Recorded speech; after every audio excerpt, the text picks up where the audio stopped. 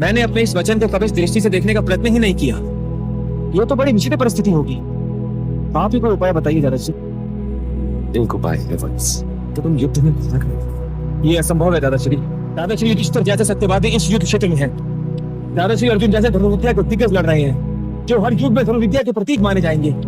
दादाश्री, मेरे होते हुए यदि इनमें से किसी को एक खरोच भी आ गई तो धिक्कार है मेरे जीवन पर। मैं स्वयं को रोक नहीं पाऊंगा। आप कोई और उपाय सोचिए। तो केवल एक ही उपाय रह जाता है। आप जो भी कहेंगे मैं सर झुकाकर मान लूंगा। आप दादाश्री होने के अतिरिक्त मेरे मार्गदर्शक भी हैं, और शास्त्रों के अनुसार मार्गदर्शक ही पहला गुरु होता है। फिर तो तुम्हें गुरु दक्षिणा देनी होगी वत्स। सही है, तो अपने प्राण निकाल कर आपके चरणों में रख दो। मैं वचन देता हूँ, गुरु दक्षिणा में आप जो भी मांगेंगे मैं आपको दूंगा। मैं भी बर्बर वचन नहीं देना पौतु। वो तो मैं दे भी चुका हूँ दादाश्री। दादाश्री, वचन का अर्थ बस एक ही होता है, तो एक बार दे दिया उसे निभाना ही धर्म है। वत्स, हमें तुम्हारा सिर चाहिए। आपको गुरु दक्षिणा देना तो मेरे लिए सबसे बड़ा सौभाग्य है, किंतु क्या वत्स, मैं कुछ अधिक मांग ली। दादाश्री, मैंने सुना है कुरुक्षेत्र में महाभारत का जो युद्ध होने वाला है, संसार में इससे न पहले इतना बड़ा महायुद्ध हुआ था ना कभी होगा।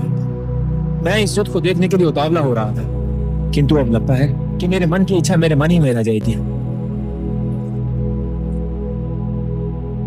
तुम्हारी इच्छा पूर्ति हमारे लिए धर्म के समान है।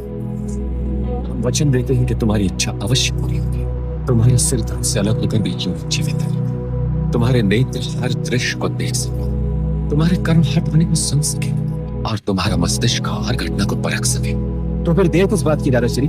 मेरा सिर झुका हुआ है, अलग कर दीजिए शरीर से इसका नाता। वत्स, गुरु दक्षिणा दी नहीं जाती, दी जाती है। शिष्य उसे अपने हाथों से गुरु को भेंट करता है।